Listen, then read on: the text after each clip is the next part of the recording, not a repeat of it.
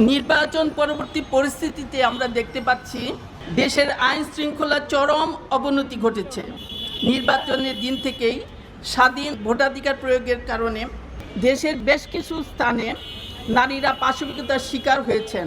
ক্রমবর্ধমান এই সহিংসতায় দেশের সর্বোচ্চ বিদ্যাপীঠ ঢাকা বিশ্ববিদ্যালয় ও রাজধানী সহ সারা দেশে দুষ্কৃতিকারীরা অবাধে অপরাধ সংঘটিত করে যাচ্ছেন। পরিস্থিতি এতটাই নাজুক যে শিশুরাও এরূপ মানুষরূপী হায়নার কাছ থেকে বাঁচতে পারছে না। অধিকাংশ ঘটনা সংঘটিত হচ্ছে ক্ষমতাসীন দলের কর্মীদের দ্বারা।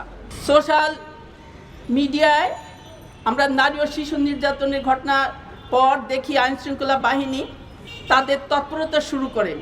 আরও দুঃখজনক যে টেলিভিশন চ্যানেলগুলো এই লোমহর্ষক নির্যাতনের সংবাদ প্রচারে নিশ্চুপ। আমরা গভীর উদ্বেগের সাথে লক্ষ্য করছি রাষ্ট্র দেশের নারী ও শিশুদের নিরাপত্তা দিতে ব্যর্থ হয়েছে।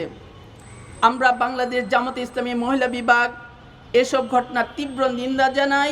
এই অবস্থায় আমাদের দাবি হলো, 1 নম্বর, সাংবিধানিক ও নৈতিক দায়িত্ববোধের জায়গা থেকে রাষ্ট্রকে নারী ও শিশুর নিরাপত্তা নিশ্চিত করতে হবে।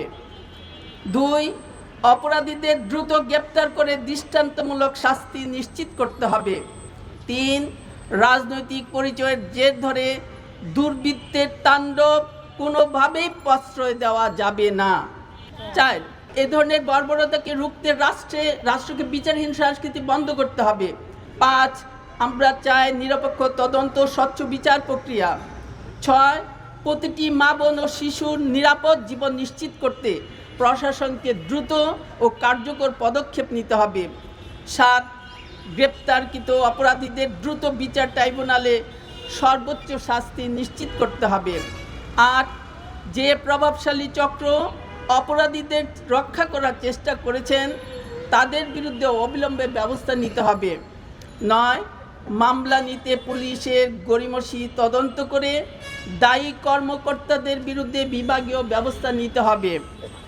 10, শিশু নিরাপত্তা ও ধর্ষণ নির্যাতন প্রতিরোধে রাষ্ট্রকে কার্যকর, কঠোর ও দীর্ঘমেয়াদী নীতি গ্রহণ করতে হবে।